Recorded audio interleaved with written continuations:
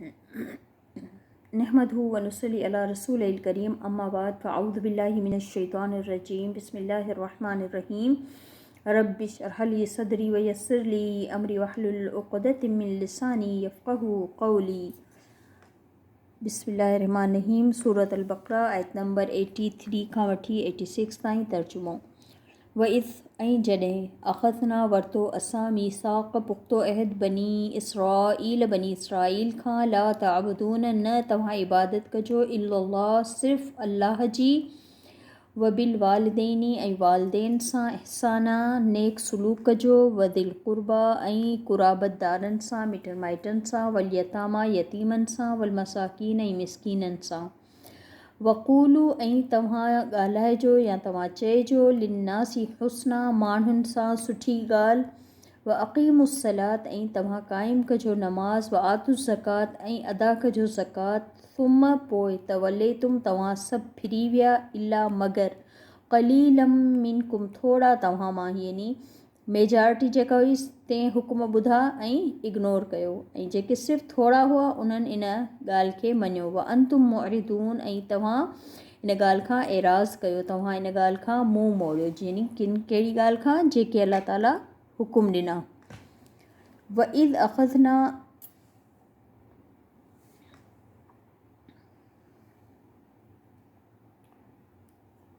व इज़ अख़ज़ना ऐं जॾहिं असां वरितो मीसाक़कुम पुख़्ता अहद तव्हां खां ला तस्फ़िकून न तव्हां वहाइजो दिमाअकुम ख़ून हिक ॿिए जो वला तुख़रिजून ऐं न तव्हां कढिजो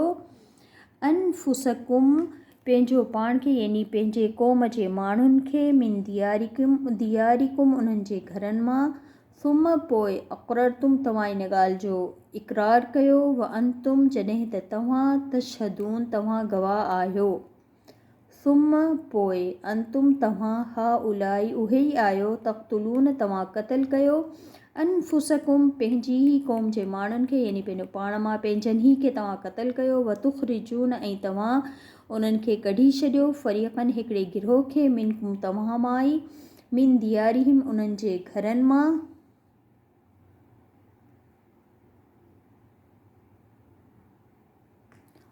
तज़ाहरून तव्हां उन्हनि जे मथां चढ़ाई कई या तव्हां मदद कई अलैहिम उन्हनि जे मथां बिल इस्मी गुनाहनि जे कमनि में वलुदवान ऐं ज़्यादती में यानी हिक ॿिए जी तव्हां मदद कई उन्हनि जे मथां तव्हां चढ़ाई कई छा जे गुनाह जे ऐं ज़्यादती में व ईं यातूकुम ऐं अगरि उहे आंदा विया तव्हां वटि उसारा क़ैदी करे तुफ़ादूहुम त तव्हां उन्हनि जे लाइ फिदियो ॾिनो उन्हनि जे बदिले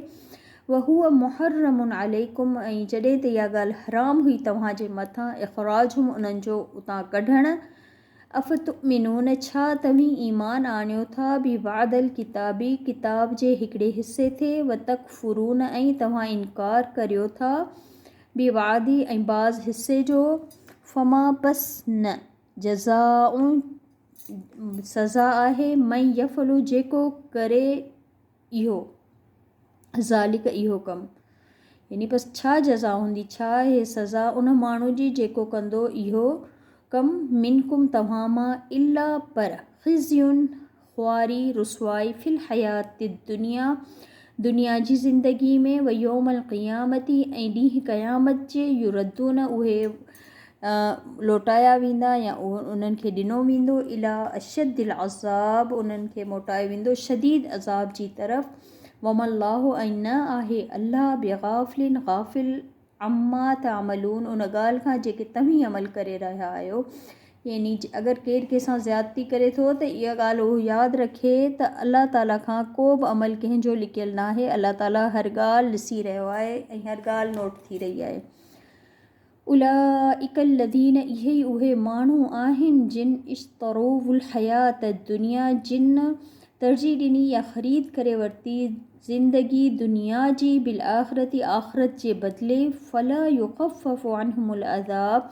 बस न कुझु कमी कई वेंदी उन्हनि खां अज़ाब में वला हुम युंसरून ऐं न ई उहे मदद कया वेंदा।